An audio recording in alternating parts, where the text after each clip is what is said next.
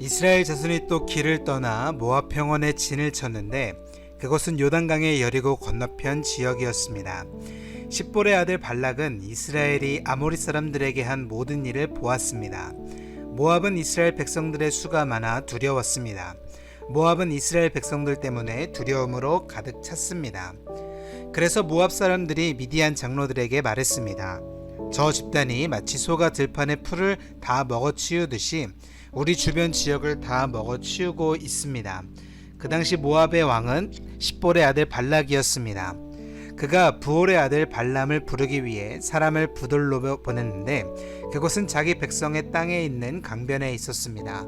발락이 말했습니다. 한 민족이 이집트에서 나와 땅을 뒤덮고는 내 바로 앞에 정착했다. 그들이 나보다 강하니 제발 와서 나를 위해 저 사람들에게 저주를 퍼부어라. 그러면 혹시 내가 그들을 쳐 부수고 이 땅에서 쫓아낼 수 있을 것이다. 나는 네가 축복하는 사람들은 복을 받고 내가 저주하는 사람들은 저주를 받는다는 것을 알고 있다. 모압과 미디안의 장로들이 저주의 대가로 줄 것을 챙겨서 떠났습니다. 그들이 발람에게 가서 발락이 한 말을 전했습니다. 발람이 그들에게 말했습니다. 여기서 오늘 밤 묵으시오. 그러면 여호와께서 내게 주시는 응답을 드리겠소. 그리하여 모압의 지도자들이 그와 함께 머물렀습니다. 하나님께서 발람에게 오셔서 물으셨습니다. 너와 함께 있는 저 사람들은 누구냐? 발람이 하나님께 말씀드렸습니다. 십볼의 아들인 모압 왕 발락이 제게 사람을 보냈습니다. 이집트에서 나온 한 민족이 땅을 뒤덮고 있다. 이제 와서 나를 위해 그들에게 저주를 퍼부어라. 그러면 혹시 내가 그들과 싸워 쫓아낼 수 있을 것이다 라고 하면서 말입니다. 하나님께서 발람에게 말씀하셨습니다. 그들과 함께 가지 마라. 너는 이 백성들에게 저주를 하지 마라. 그들은 복을 받았다. 이튿날 발람은 일어나 발락이 보낸 지도자들에게 말했습니다. 당신네 나라로 돌아가십시오. 여호와께서 당신들과 함께 가지 말라고 하셨습니다. 모압의 지도자들이 발락에게 돌아와 말했습니다. 발람이 우리와 함께 오기를 거절했습니다. 그러자 발락은 많은 수의 더 높은 지도자들을 보냈습니다. 그들이 발람에게 와서 말했습니다. 십볼의 아들 발락께서 말씀하셨습니다. 제발 주저하지 말고 내게 와라. 내가 너를 정말로 귀하게 대하고 내가 원하는 것은 무엇이든 해주겠다. 제발 와서 나를 위해 백성에게 저주를 퍼부어라. 그러나 발람은 그들에게 대답했습니다. 발락이 은과 금으로 가득 찬 자기 집을 내게 준다 해도 나는 내 하나님 여호와의 명령에 어긋나는 것은 크든 작든 할 수 없습니다. 당신들도 여기서 오늘 밤 묵으시오. 그러면 여호와께서 내게 무슨 말씀을 더 하시는지 알려주겠습니다. 그날 밤 하나님께서 발람에게 와서 말씀하셨습니다. 이 사람들이 너를 부르러 왔으면 그들과 함께 가거라. 하지만 너는 내가 내게 말하는 것만 해야 한다. 발람은 아침에 일어나 나귀의 안장을 얹고 모압의 지도자들과 함께 갔습니다. 그러나 하나님께서는 그가 가는 것에 대해 진노하셨습니다. 그래서 여호와의 천사가 그를 대적하기 위해 길 가운데 섰습니다. 발람은 나귀를 타고 있었고 그의 두 종들이 그와 함께 있었습니다. 나귀는 여호와의 천사가 칼을 손에 빼든 채 길에 서 있는 것을 보고는 길에서 벗어나 밭으로 들어갔습니다. 발람이 길로 돌아가게 하려고 나귀를 때렸습니다. 그러자 여호와의 천사가 두 포도원 벽 사이에 좁은 길에 섰습니다.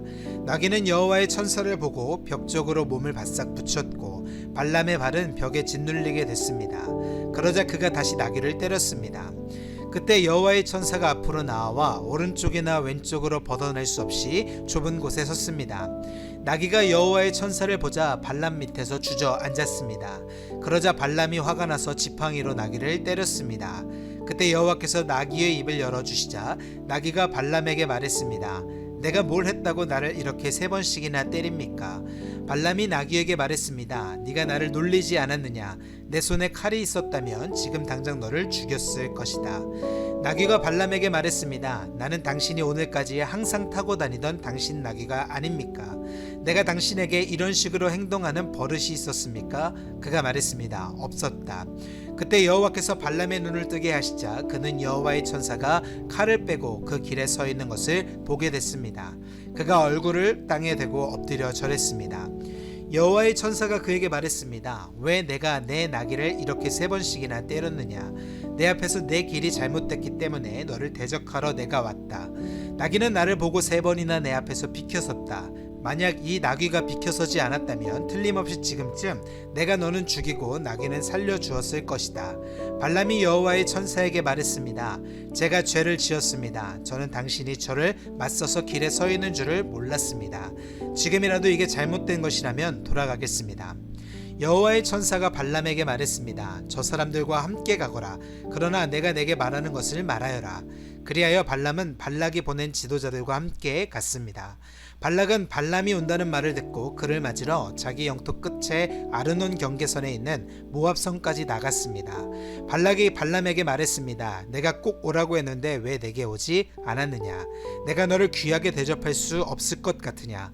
발람이 대답했습니다. 제가 왔다 한들 무슨 말이나 할 수 있을 것 같습니까? 저는 단지 하나님께서 제 입에 넣어주시는 말씀만을 말할 뿐입니다. 그러고는 발람이 발락과 함께 기럇 후솥으로 갔습니다. 발락은 소와 양을 잡아 발람과 그와 함께한 지도자들을 대접했습니다. 이튿날 아침 발락은 발람을 데리고 바알의 산당으로 올라갔습니다. 거기서 그는 이스라엘 백성의 끝부분을 보았습니다. 발람이 말했습니다. 저를 위해 여기에 제단 7개를 만들고 수송아지 7마리와 순양 7마리를 준비해 주십시오.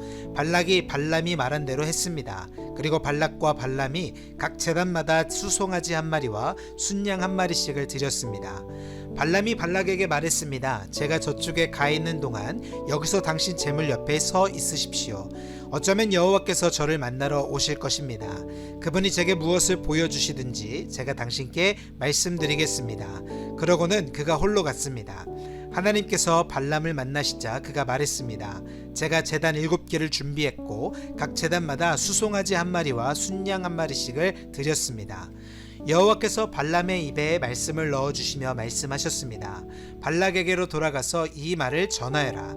그래서 그가 발락에게 돌아갔습니다. 그는 모압의 모든 지도자들과 함께 자기 제물 곁에 서 있었습니다.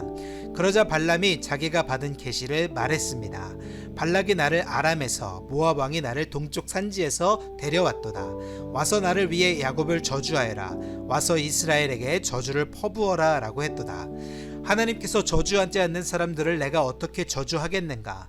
하나님이 저주를 퍼붓지 않는 사람들에게 내가 어떻게 저주를 퍼붓겠는가?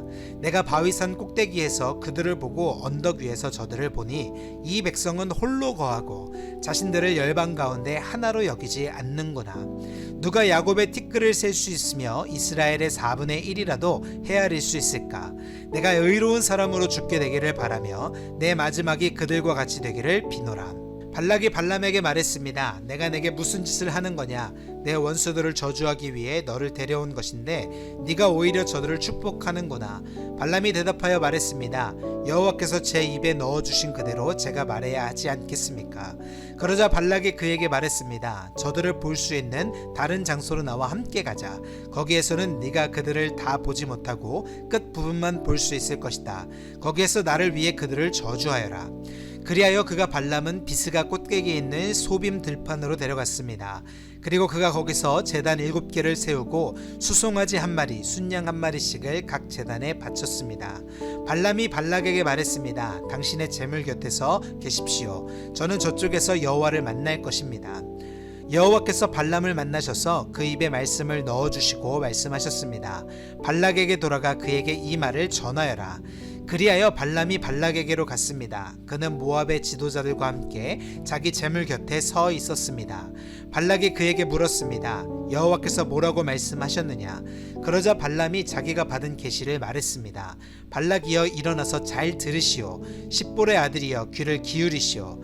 하나님은 사람이 아니시니 변덕스럽지 않으시고 사람의 아들이 아니시니 마음을 바꾸지 않으시니라. 그분은 말씀만 하시고 실행에 옮기지 않으시겠으며 약속만 하시고 이루지 않으시겠는가?